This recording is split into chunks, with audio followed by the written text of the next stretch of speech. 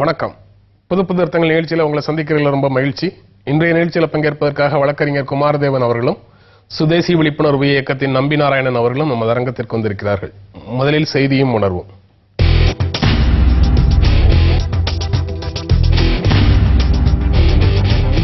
இலங்கைக்கு எதிராக தீர்மானம் நிறைவேற்ற வேண்டும் ஜெயலலிதா. சென்ற ஆண்டு ஐநா மனித உரிமை குழுல நிறைவேற்றப்பட்ட அமெரிக்க தீர்மானத்தை நீர்த்து போக செய்தவர் நம்முடைய பிரதமர் அப்படின்னு சொல்லி சட்டமன்றத்தில் நேற்று ஜெயலலிதா சொல்றாங்க. தமிழக சட்டமன்றத்தில் நிறைவேற்றப்பட்ட தீர்மானத்தின் அடிப்படையில் ஒரு தீர்மானத்தை இந்தியா கொண்டு வந்து இப்போது நிறைவேற்ற வேண்டும் அப்படிங்கிற கோரிக்கையையும் முன்வைக்கிறாங்க. நீங்க எப்படி அந்த தீர்மானத்தை பார்க்கறீங்க? இது நிச்சயமாக வரவேற்கப்பட வேண்டிய ஒன்று. என்று சொன்னால் உலக நாடுகள் இப்பொழுது ராஜபக்சவை போர்க்குற்றவாளியாக அறிவிக்க வேண்டும் என்று ஒரு சேர துடிக்கின்றன. இந்த நேரத்தில் இலங்கை அதிபர் ராஜபக்சேவுக்கு கைலாக கொடுக்கக்கூடிய வகையிலே இந்திய அரசு நடந்து கொள்ளும் போது அப்படி நடந்து கொள்ளக்கூடாது என்று சொல்லி முதல்வர் சொல்லுகின்றார். தமிழக ஒட்டுமொத்த மக்களினுடைய உணர்வை பிரதிபலிக்கிறார் என்றுதான் நாம் சொல்ல வேண்டும். இதை பாராட்டி கண்டிப்பாக வரவேற்க வேண்டும். இந்த அடிப்படையிலே இந்தியா ஒரு தீர்மானத்தை ராஜபக்சேவுக்கு எதிராக ஐநா அவையிலே கொண்டு வர வேண்டும் என்பதுதான் உலக தமிழருடைய எதிர்பார்ப்பாக இருக்கிறது. அமெரிக்கா கொண்டு வரக்கூடிய தீர்மானத்தை ஆதரிக்கிறது அப்படிங்கிறது ஒரு பக்கம் இருந்தாலும் இந்தியா எப்படி ஒரு தீர்மானத்தை கொண்டு வர வேண்டும் அப்படிங்கிற கோரிக்கையை ஜெயலலிதா வலியுறுத்தி இருக்கிறாங்க. நீங்க எப்படி பாக்குறீங்க? அதை ரொம்ப நியாயமானது.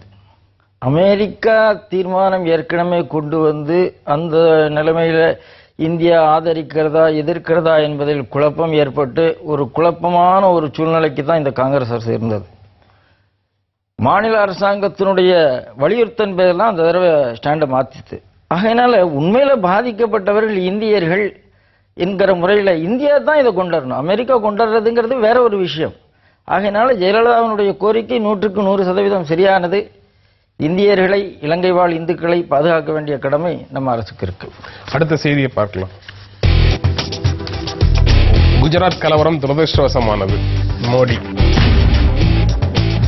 ஐரோப்பிய யூனியன் நாடுகளுடைய தூதர்கள் சந்திப்புல நரேந்திர மோடி குஜராத் கலவரம் துரதிருஷ்டவசமானது, இது போன்ற கலவரங்கள் இந்தியாவில் நடக்காமல் தவிர்க்கப்பட வேண்டும் அப்படின்னு அவர் கருத்து சொன்னதாக இப்ப ஜெர்மன் தூதர் சொல்றாரு. நீங்க எப்படி பாக்குறீங்க? அவர் துரதிருஷ்டவசமானது அப்படின்னு அவர் சொன்னதை நீங்க எப்படி பாக்குறீங்க? பலமுறை சொல்லிட்டு இருக்கார். ஒரே ஒரு விஷயம் தான் அவர் சொல்லலை தவிர, இந்த கலவரத்துக்கு மன்னிப்பு கேட்கணும்னு ஒரு விஷயத்தை தவிர மற்ற எல்லா விஷயமும் அவர் சொல்லியிருக்கார். துரதிருஷ்டவசமானது, மீண்டும் நடக்கக்கூடாது, வாக்கு வங்கி அரசியல் தான் இந்த மாதிரி பிரச்சனைகளை உருவாக்கி இருக்கிறது, மத ரீதியான வகுப்புவாதங்களை உருவாக்குறது வாக்கு வங்கி அரசியல், இப்படிலாம் அவர் தொடர்ந்து சொல்லிட்டு வர்றார். ஆகையினால அவருடைய பார்வை எனக்கு நியாயமா தான் தெரியுது. இது ஒரு துன்பியல் சம்பவம், இது துரதிருஷ்டவசமானது, இது கண்டிக்கப்பட வேண்டும் அப்படின்னு சொல்லலாம் பலவிதமான வார்த்தைகள்ல ஒரு வன்செயலுக்கு பிறகு அதுல தொடர்புடையவர்கள் சொல்வதை இந்திய மக்கள் ஏற்று மன்னிக்கணும் அப்படிங்கிறது உங்களுடைய நிலையா? கிட்டத்தட்ட 11 ஆண்டுகளுக்கு பிறகுதான் இந்த ஒரு வார்த்தையை அவர் சொல்லியிருக்கார், துரதிருஷ்டவசமானது என்று. ஏற்கனவே அவர் சொல்லியிருக்கிறார். ஆனால் இப்பொழுது எந்த நேரத்தில் சொல்லியிருக்கிறார் என்பதுதான் முக்கியம். ஏனென்றால் பாஜகவில் இருக்கக்கூடிய ஒரு குறிப்பிட்ட அணியினர், இவருக்கு எதிராக ஒரு அணியினரும், இல்லை இவர்தான் பிரதமராக வர வேண்டும் என்று ஒரு அணியினரும் விரும்பிக் கொண்டிருக்கக்கூடிய நேரத்திலே துரதிருஷ்டமானது என்று சொல்லி அதனால் சிறுபான்மையின மக்களுடைய ஓட்டுக்களை பெற்றுவிடலாம் என்று பாஜக நினைக்கின்றது. அதனுடைய வெளிப்பாடுதான் இப்படிப்பட்ட பேச்சு. இது ஏற்கனவே சொல்லி இருந்து அதன் அடிப்படையில் நடவடிக்கை எடுத்திருந்தார் மிக சரியாக இருந்திருக்கும். ஆனால் இப்பொழுது என்பது நாடாளுமன்ற தேர்தலை மையப்படுத்தி பேசக்கூடிய ஒரு வார்த்தையாகும். அது அவருடைய ஆழ் மனதிலிருந்து வரக்கூடிய வார்த்தை அல்ல. இந்த எனக்கு ஒரு சின்ன விஷயம், இது ஜெர்மன் அரசாங்கத்துக்கும் அவர்களுக்கும் நடந்த உள்ளார்ந்த மீட்டிங்ல சொல்லியிருக்கிறார். இது அவர் வெளியில சொல்லல, ஜெர்மனுடைய தூதர் தான் இப்படி பேசினார்னு சொல்லியிருக்கிறார். ஆகையினால இது பப்ளிக் ஸ்டேட்மெண்ட் சொன்ன மாதிரி இது அரசியல் கூட லிங்க் பண்றதுங்கிறது தப்புங்கிறது என்னோட அபிப்பிராயம். பப்ளிக் ஸ்டேட்மெண்ட் முதல் விஷயம். நம்ம எல்லாத்தையும் நம்ம பார்வையே ஒரு செய்தி வந்தாலே அது பப்ளிக்கு சொன்ன மாதிரி எடுத்துக்கொண்டு அதுக்கு ஒரு அரசியல் சாயம் பூசுறது என்பது நம்ம வழக்கமா இருக்கு. ரொம்ப தெளிவா இது உள்ளார்ந்து நடந்தது, இன்வெஸ்ட்மெண்ட்டுக்காக நடந்த ஒரு மீட்டத்துல அவர் வெளியில சொல்கிறார், இதுக்கு போய் அரசியல் சாயம் பூசுறதுங்கிறது ரொம்ப தவறான விஷயம். இல்ல, இந்த மோடிக்கு எதிராக சர்வதேச அளவில் இருக்கக்கூடிய கடுமை படிப்படியாக தளர்த்தப்பட்டு கொண்டு வருகிறது. அதற்கான முயற்சியில மோடி வந்து சர்வதேசிய அளவில் இருக்கக்கூடிய அந்த கடுமை கூட செயற்கையானதுன்னு தான் நான் நினைக்கிறேன். நம்ம அடுத்த செய்தியை பார்க்கலாம். ராமர் கோயில் கட்டுவது தேசிய ஜனநாயக கூட்டணியின் திட்டத்தில் இல்லை, சரத் யாதவ். தேசிய ஜனநாயக கூட்டணியினுடைய திட்டத்தில் ராமர் கோயில் கட்டுவது இல்லை, விஸ்வ இந்து பரிஷத் தீர்மானம் நிறைவேற்றுவதும் அதற்காக பிரச்சாரம் செய்வதும் அதற்காக போராட்டம் நடத்துவதும் பற்றி எங்களுக்கு ஒன்றும் பிரச்சனை இல்லை. ஆட்சிக்கு தேசிய ஜனநாயக கூட்டணி வந்தால் அவர்களுடைய திட்டத்தில் ராமர் கோயில் கட்டும் திட்டம் இல்லை அப்படின்னு சரத் யாதவ் சொல்றாரு. தேசிய முன்னணியுடைய அந்த கூட்டணியுடைய ஓட்டு வங்கிக்கு வேட்டு வைப்பதாக இருக்கிறது நம்ம சரத் யாதவருடைய கருத்து. ஏன்னு சொன்னால் இதற்கு முன்பு ஆட்சியிலே அவர்கள் இருக்கும்பொழுது ராமர் கோயில் கட்டுவதற்கான எந்த விதமான முயற்சி அவர் எடுக்கவில்லை. ஏன்னால் அவர்களுக்கு ஆட்சி அதிகாரத்திற்கு வர வேண்டும். அதற்கு ராமர் கோவில் கட்டுவோம் என்று சொல்லக்கூடிய அந்த கோஷம் அவர்களுக்கு எப்போதும் இருந்து கொண்டே இருக்க வேண்டும். இன்றைக்கு நீங்கள் எழுதி வைத்துக் கொள்ளுங்கள், இனிவரும் எந்த காலத்திலும் அவர்களால் அங்கே ராமர் கோவிலை கட்ட முடியாது.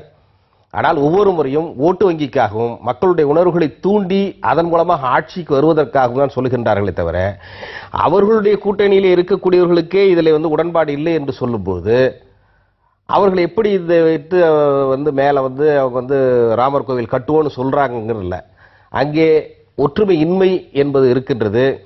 போதாக்குறைக்கு இருக்கக்கூடிய கூட்டணி கட்சிகள் யாரும் ராமர் கோவில் கட்டுவது என்கின்ற பாஜகவுடைய அஜெண்டாவுக்கு ஒத்துப்போகவில்லை என்பதையும் சரத் யாதவ் அவர்கள் சொல்லுவது தெளிவாக தெரிகிறது. தேசிய ஜனநாயக கூட்டணிக்கு ராமர் கோயில் ஆதரவு வாக்குகளும் வேணும், எதிர்ப்பு வாக்குகளும் வேணும். அதற்காக விஹெச்பி இன்ன பிற அமைப்புகள் வந்து ராமர் கோயிலுக்கு ஆதரவாக பிரச்சாரம் செய்து இந்துக்களுடைய ஓட்டுகளை ஒரு பக்கமாக திரட்டுறது. அந்த திட்டத்தை வந்து பொது செயல் திட்டத்தில் கொண்டு வரவே மாட்டோம், அதனால யாரும் கவலைப்பட வேண்டியது இல்லை அப்படின்னு சரத் யாதவ், நிதிஷ்குமார் போன்றவர்கள் சொல்லி இந்த பக்கத்து ஆதரவையும் திரட்டுறது அப்படிங்கிற ஸ்ட்ராட்டஜியினுடைய ஒரு வெளிப்பாடு இது. எல்லாத்துக்கும் நான் உள்நோக்கம் பார்க்கலைங்க. ரொம்ப தெளிவாக சரத் யாதவ் இன்னும் ஒரு பக்கம் மேலே போய் சொல்லியிருக்கிறார். 370 பற்றி சொன்னாங்க, நடக்கல. காமன் சிவில் கோட் பற்றி சொன்னாங்க, நடக்கல. அப்படின்னு ஏதோ அந்த ஆட்சியில் நடக்காததெல்லாம் சொல்றார். பாஜக அஜெண்டாவில் உள்ள விஷயம், பாஜக அஜெண்டாவில் உள்ளதை பாஜக மட்டும்தான் செய்ய முடியும். அப்படி செய்யணும்னு நினைச்சா மற்றவர்களோட இணக்கமா வரதுக்கு பாஜக முயற்சி பண்ண வேண்டும், அதுல சந்தேகம் கிடையாது. அவர் அவருடைய நிலையை தெளிவாக சொல்லியிருக்கிறார். பாஜகவினுடைய நிலையை தெளிவாக சொல்லியிருக்கிறதுங்கிறத தவிர இதுல அதாவது வேற்றுமையில் ஒற்றுமை தான் ஒரு ஈவன் ஒரு அணிக்குள்ள கூட அது இருக்கத்தான் செய்யும். பிரதமர் வேட்பாளர் விஷயங்களும் கூட உரிய நேரத்தில் எங்களுடைய கருத்தை அங்க முன்வைப்போம். நிதிஷ் நேரத்தை சொல்லி இருக்கிறார், மக்கள் என்ன விரும்புகிறார்கள் நேற்று ஸ்டேட்மெண்ட் கொடுத்திருக்கார் நிதிஷ். அரசியல்வாதிகள் விரும்புகிறார்களோ இல்லையோ, மக்கள் என்ன விரும்புகிறார்கள், பிரதமராக்க விரும்புகிறார்கள் நேற்று நிதிஷ் ஸ்டேட்மெண்ட் கொடுத்திருக்கார். நாம தொடர்ந்து பேசலாம். புது புது அர்த்தங்கள் சிறிய இடைவேளைக்கு பிறகு தொடரும்.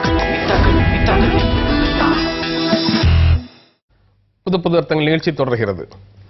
பொது சொத்துக்களுக்கு சேதம் விளைவிப்பவர்களிடம் இருந்து அதற்கான இழப்பீட்டை பெற வேண்டும் அப்படின்னு நாங்கள் ஏற்கனவே சொல்லியிருந்தோம் ஒரு நிலையை. அது தொடர்பாக மாநிலங்கள் என்ன நிலை எடுத்திருக்கிறீங்கன்னு சொல்லி ஒரு கேள்வியை உச்சநீதிமன்றம் எழுப்பியிருக்குது நேற்று. அடிப்படையில் அந்த பொது சொத்துக்களுக்கு ஒரு ஆர்ப்பாட்டத்தின் போதோ, ஊர்வலத்தின் போதோ, போராட்டத்தின் போதோ சேதம் வந்ததுன்னா அதை ஆர்கனைஸ் பண்ணவங்க கிட்ட இருந்து வசூலிக்கணும் அப்படிங்கிற ஒரு கோட்பாட்டை நீங்க அடிப்படையில் ஆதரிக்கிறீங்களா? நிச்சயமாக ஆதரிக்கிறேன். இந்த என்னுடைய கருத்து சொல்வதற்கு முன்பு இந்த சட்டம் எப்படி கொண்டு வரப்பட்டது, எந்த காலகட்டத்தில் இருந்தது என்பதை பற்றி ஒரு சின்ன அளவில் சொல்கிறேன். 1984 பப்ளிக் ப்ராப்பர்ட்டி டேமேஜ் ஆக்ட் என்கின்ற இந்த சட்டம் வந்து கொண்டு வரப்பட்டது இந்திரா காந்தியுடைய அரசாங்கம் இருக்கும்போது. அதற்கு பிறகு இந்த சட்டத்திலே இருக்கக்கூடிய 3வது 4வது பிரிவுகளிலே பொது சொத்துக்களுக்கு சேதம் விளைவித்தால் 6 மாதங்களிலிருந்து 3 மாதங்கள் வரைக்கும் 3 வருடங்கள் வரைக்கும் அவர்களுக்கு தண்டனை கொடுக்கலாம் என்று ஒன்று சொன்னார்கள். 4வது பிரிவில் என்ன சொன்னார்கள் என்று சொன்னால், அதில் எக்ஸ்ப்ளோசிவ்ஸ், தீ வைப்பு, மற்றபடி குண்டுவீச்சு இப்படிப்பட்ட சம்பவங்கள் நடக்கும் பொழுது அதிலே சேதமடைந்தால் அப்படி சேதப்படுத்தியவர்கள் மீது 5 வருடங்கள் வரைக்கும் தண்டனை அளிக்கலாம் என்கின்ற ஒரு அடிப்படையிலே அந்த சட்டத்தை கொண்டு வந்தார்கள். ஆனால் அந்த சட்டத்திலே இருக்கக்கூடிய மிகப்பெரிய ஃப்ளாஸ் என்னவென்று சொன்னால், யார் இழப்பீடு அதை சேதப்படுத்தியிருக்கிறார்களோ அவர்களிடமிருந்து இழப்பீடு வாங்குவதற்கு எந்த விதமான வழிவகைகளும் அதில் செய்யப்படவில்லை. இந்த சட்டத்தை செயல்படுத்துவதற்கும் அரசாங்கம் சரியான அளவிலே முன்னெடுப்பு நடத்தவில்லை. 84 மிகப்பெரிய கலவரங்கள் இந்திரா காந்தி கொலைக்கு பிறகு நடந்தது. அந்த கலவரங்களில் ஈடுபட்டவர்கள் மீது முழுமையான அளவிலே நடவடிக்கை எதுவும் எடுக்கப்படவில்லை என்கின்ற ஒரு குற்றச்சாட்டு பரவலாக எழுந்தது. தமிழ்நாட்டிலே 84 மத்திய அரசாங்கம் சட்டம் கொண்டு வருவதற்கு முன்பு 82 எம்ஜிஆர் அவர்கள் ஆட்சியில் இருக்கும்போது, முதல்வராக இருக்கும்போது இந்த ஒரு சட்டத்தை கொண்டு வந்தார்கள். அப்பொழுது கூட அந்த இழப்பீடு பற்றி எந்த இடத்திலும் சொல்லவில்லை. 91 ராஜீவ்காந்தி படுகொலை செய்யப்பட்டவுடன் தமிழ்நாட்டில் இருக்கக்கூடிய திமுக காரர்கள், திராவிடர் கழகத்துக்காரர்கள் என்று அதிமுக காங்கிரஸ் கூட்டணிக்கு எதிராக இருக்கக்கூடியவர்களுடைய வீடுகளை எல்லாம் ராஜீவ்காந்தி படுகொலை சாக்காக வைத்துக்கொண்டு முழுமையாக அவருடைய சொத்துக்கள் எல்லாம் சேதப்படுத்தினார்கள். பஸ்கள் அடித்து நொறுக்கப்பட்டது. ஏகப்பட்ட கலவரங்கள் ஏற்பட்டது. அதற்கு பிறகு மக்கள் எல்லாம் அதை செய்ய வேண்டும், இதற்கு இழப்பீடு வழங்க வேண்டும் என்கின்ற கோரிக்கை வலுத்து வருவதுதான் 1992 ஜெயலலிதா அவர்கள் public properties damage prevention of public property damages act என்ற ஒரு ஆக்டை 1992 போட்டாங்க. அதில் 94 தான் ரூல்ஸ் ஃப்ரேம் பண்றாங்க. 94 ரூல் ஃப்ரேம் பண்ணும்போது தான் எப்படி இழப்பீடு வாங்குவது, எங்கே மனு அளிப்பது, யார் இழப்பீடு பெறுவதற்கு தகுதியுள்ளவர்கள் என்று சொல்லி, இதில் யாரெல்லாம் இழப்பீடு வாங்கலாம் என்று சொல்லி கலெக்டர்கிட்ட நீங்கள் மனு கொடுக்க வேண்டும், கலெக்டர் இழப்பீடு கொடுக்க வேண்டும். அப்படி கொடுக்கவில்லை என்று சொன்னால் அதை அதற்கு மேல செக்ரட்டரிட்ட அப்பீல் போடலாம் அப்படின்னு சொல்லி ஒரு வழிவகை கொண்டு வந்தார். அந்த சட்டத்தினுடைய பின்னணியை விளக்கமாக சொன்னாரு. நீங்க அந்த மாதிரி ஒரு கோட்பாட்டை ஆதரிக்கிறீங்களா? ஆமாம், முழுசா ஆதரிக்கிறேன். ஏன்னா ஒரு ஆர்ப்பாட்டக்காரர்களுக்குன்னு ஒரு ஒழுக்க நெறின்னு ஒன்று இருக்கிறது. ஆர்ப்பாட்டம் பண்ணும்போது நம்மை வருத்தி கொண்டு ஆர்ப்பாட்டம் செய்யலாமே தவிர அடுத்தவர்களை துன்புறுத்தி ஆர்ப்பாட்டம் பண்றது நியாயம் நான் நினைக்கல. இப்ப தமிழ்நாட்டில் இப்ப சென்னை எடுத்துக்கொண்டால் இப்ப பிரச்சனை என்ன இருக்கு, இந்த மாதிரி நடவடிக்கைகள் காரணமாக நியாயமான ஜனநாயக ஆர்ப்பாட்டத்துக்கு அனுமதி கிடைக்கிறதே பெரிய பிரச்சனையா இருக்கு. அனுமதி கேட்டோமானா எங்க மக்கள் வராத இடத்துல பொதுக்கூட்டம் போடுங்கம்பாங்க. அப்படி பொதுக்கூட்டம் போட்டா கூட நிறைய பேரிகேட்ஸை வச்சு பொதுமக்கள் வர மாட்டாங்க. யார் அந்த கூட்டத்துக்கு சம்பந்தப்பட்டவர்களோ தவிர மற்றவர்கள் யாரும் கேட்க விடாம அரசாங்கம் பண்ணுகிறார்கள். ஊர்வலமா எங்கேயோ இந்த கூவத்து கரையில் இப்படி போங்கன்னு சொல்றாங்க. காரணம் என்னன்னா டிசிப்ளின் இல்லை, ஒழுக்க நெறி இல்லை. ஆகையினால இது கொண்டு வந்தோம்னா இது எல்லாருக்குமே நல்லது. மக்கள் மத்தியில ஒரு ஆர்ப்பாட்டம் மூலமாக ஒரு விஷயத்தை கொண்டு போகணும்னு நினைக்கக்கூடிய எல்லா ஜனநாயக கட்சிகளும் கூட இப்படி ஒரு சுய ஒழுக்கம் என்பது தேவையான ஒன்று என்று நான் நினைக்கிறேன். ஊர்வலம் ஆர்ப்பாட்டம் நடத்துறவங்களுக்கு சுய ஒழுக்கம் வேணும் அப்படிங்கறதுல மாற்று கருத்து இருக்க முடியாது. ஆனா போராட்டங்களுக்கான அறைகூவல் விடப்படும் போதே எல்லா போராட்டங்களும் வன்முறையில தான் முடியும் அப்படிங்கிற ஒரு முடிந்த முன் முடிவுல அரசு இந்த மாதிரி ஒதுக்கி ஊருக்கு ஒதுக்குப்புறமாக போராட்டங்களை நடத்த அனுமதிக்கிறத எப்படி ஏத்துக்குவீங்க நீங்க? இல்ல, முடிந்த முன்வடிவு ஒரு வகையில உண்மையா இருந்தாலும் கூட பல சந்தர்ப்பங்கள்ல அப்படி நடந்திருக்கு. ஏன்னா எல்லா இடத்துலயுமே ஒரு கூட்டம்னு கூடும்போது மிஸ்கிரியன் எலிமெண்ட்ஸ் யாருன்னு உங்களால சொல்ல முடியாது. சார் சொன்ன மாதிரி ராஜீவ்காந்தி கொலை விளக்கும் போது, கொலை நடந்த போது மறுநாள் காலையில இந்த அரும்பாக்கம் பக்கம் வந்தோம் நாங்க. அத்தனை கடையும் அடிச்சிட்டு இருக்கிறாங்க. அடிக்கிறது யாரும் காங்கிரஸ்காரங்க கிடையாது. எனக்கு உண்மை நல்லாவே தெரியும், நல்லா தெரியும், அந்த இடத்துல இருந்து பார்க்குறேன். அப்போ என்ன, மிஸ்கிரியன் எலிமெண்ட்ஸ் அடிக்கத்தான் செய்கிறார்கள் நேரம் கிடைக்கும் போது. அப்போ இதை யார் கட்டுப்படுத்துறது? எங்கேயாவது ஒரு இடத்துல. அப்போ இதை கட்டுப்படுத்த வேண்டிய பொறுப்பு அறிவிப்பவர்களுக்கும் இருக்கிறது என்பதில் சந்தேகம் கிடையாது. அரசியல் ரீதியாக காங்கிரஸை எதிர்க்கக்கூடிய நபராக நம்பி நாராயணன் இருந்தாலும் அந்த வன்முறையை நிகழ்த்தியவர்கள் காங்கிரஸ்காரர்கள் அல்ல அப்படின்னு அவர் சொல்றாரு. இது 2006 திராவிட முன்னேற்ற கழகம் ஆட்சிக்கு வந்த பிறகு இது போன்று அதிமுக அரசு, அதற்கு முந்தைய அதிமுக அரசு ஒரு அரசாணையை பிறப்பித்திருந்தது. அந்த அரசாணையில இந்த மாதிரி இழப்பீட்டை அவர்களிடமிருந்து பெற வேண்டும் சொன்னதை 2007 கலைஞர் திரும்ப பெறுகிறார். அப்ப சொல்றாரு, சமூக விரோதிகள் எவரோ நடத்திய வன்முறைக்கு அரசியல் கட்சிகளை பொறுப்பாக்குவது நியாயமாகாது அப்படின்னு சொல்லிதான் அவர் அந்த ஆணையை திரும்ப வாங்குறாரு. அதுல ஒவ்வொரு இங்க அரசியல் எல்லா இடத்துலயும் இருக்குதுங்கிறதுக்கு ஒரு உதாரணம் இந்த அறிக்கை. இந்த அரசாங்கம், அதிமுக அரசாங்கம் வந்திருக்கிறது என்று சொன்னால் திராவிட முன்னேற்ற கழகத்துக்காரர்களை பழி வாங்குவது, திமுக ஆட்சிக்கு வந்தால் அதிமுக காரர்களை பழி வாங்குவது, இப்படிப்பட்ட ஒரு அரசியல் இருக்கும்போது இந்த சட்டம் எந்த அளவிலே செல்லுபடியாகும் என்பதுதான் இப்பொழுது இருக்கக்கூடிய நம் முன் இருக்கக்கூடிய ஒரு கேள்வி. உச்சநீதிமன்றம் இதை மிக தெளிவாக வரையறை செய்திருக்கிறது.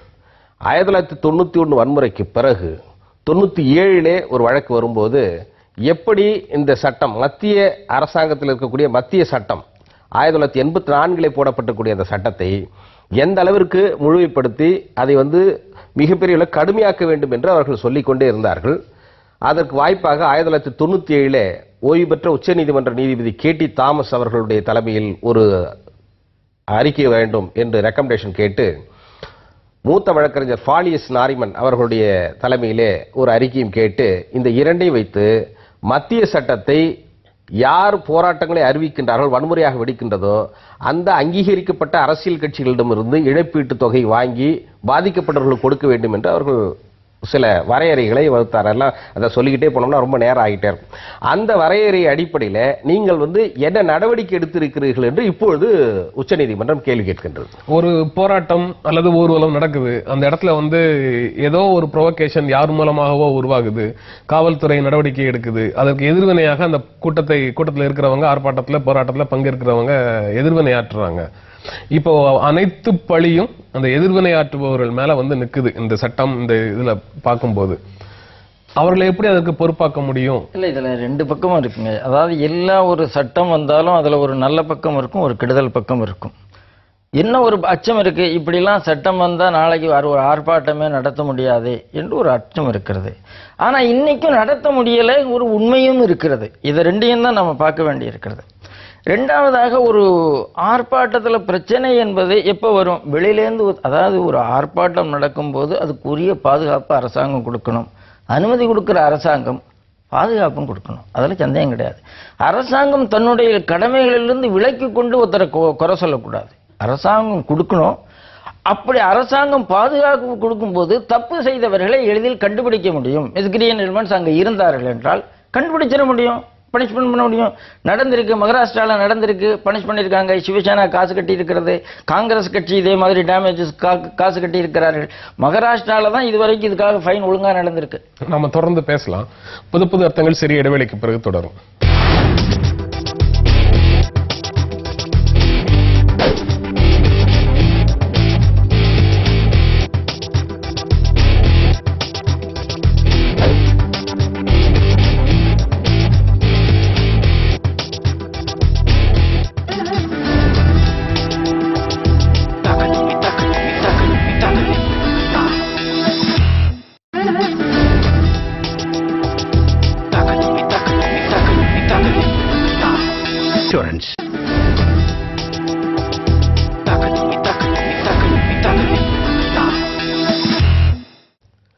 புது அர்த்தங்கள் நிகழ்ச்சி தொடர்கிறது. நல்ல விளக்கமாக இந்த விஷயங்களை சொல்லிட்டு இருக்கிறீங்க.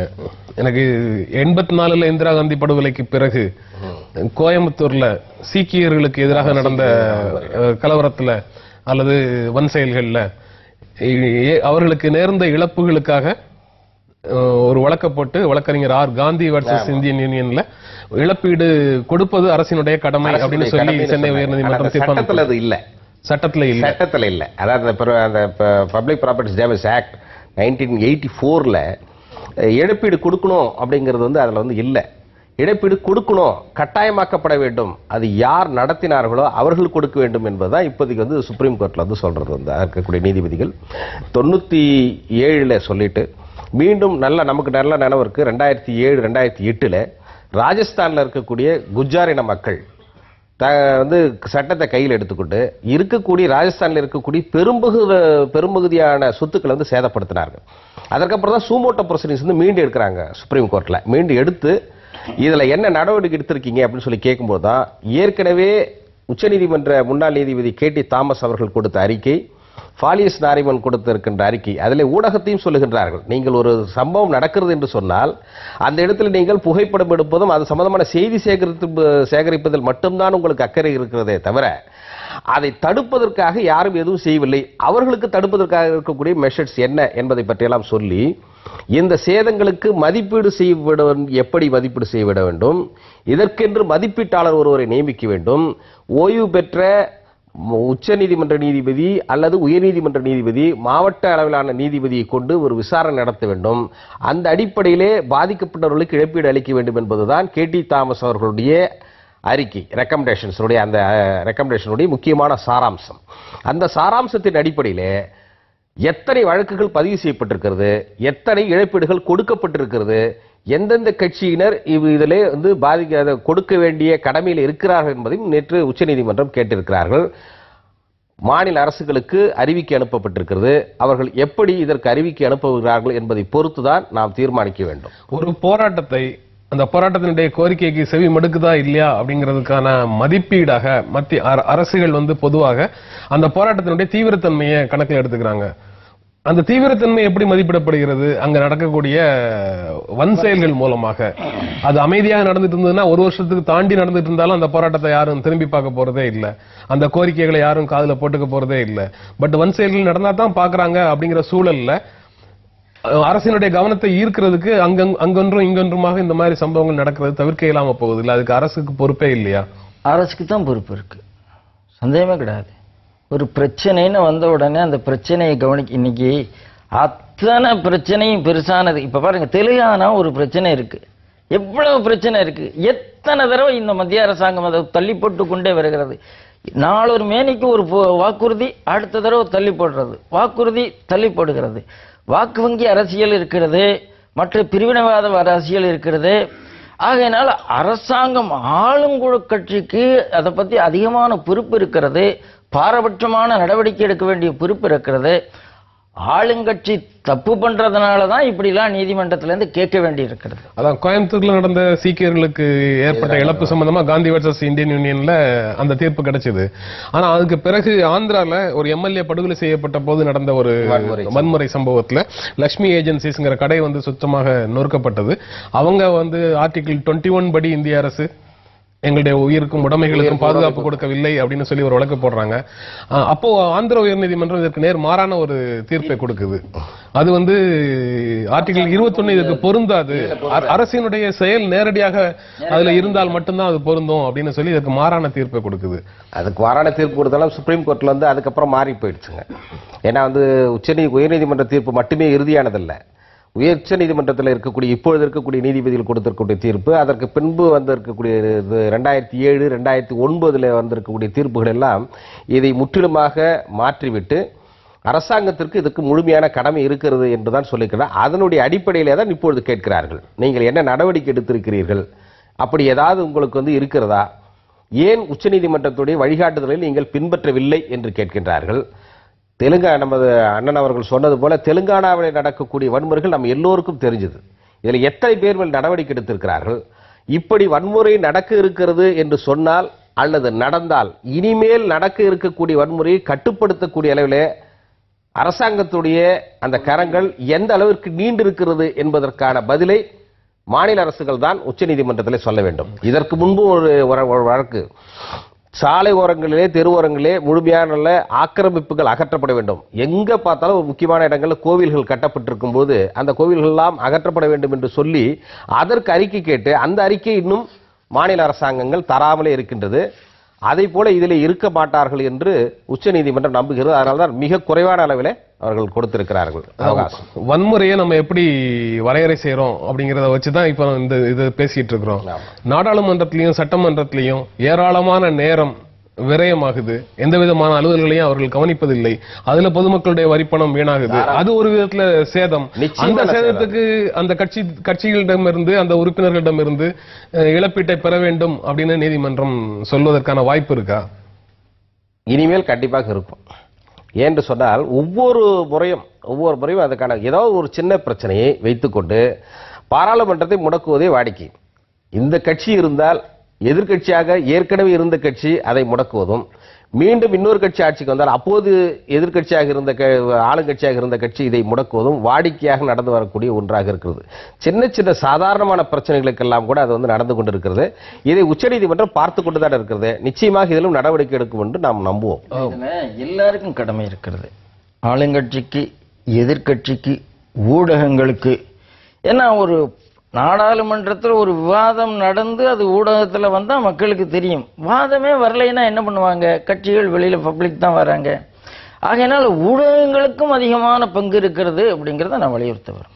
அந்த பொதுச்சத்துக்கு சேதம் விளைவிக்கிறதுக்காக அது அந்த கூட்டத்தை அல்லது ஊர்வலத்தை ஆர்கனைஸ் பண்ணவங்க கிட்ட இருந்து இழப்பீட்டை வாங்குவது அப்படிங்கிறது நியாயமான கருத்தாக தோன்றினாலும் இந்த மாதிரி வன் செயல்கள் வருங்கிறதுக்காக ரைட் டு டிசென்ட்டையே முடக்கிற மாதிரியான நடவடிக்கைகளை அரசு எடுப்பது வந்து ஜனநாயகத்துக்கு விரோதமானது அப்படிங்கிற முடிவுக்கு தான் வர முடியும்.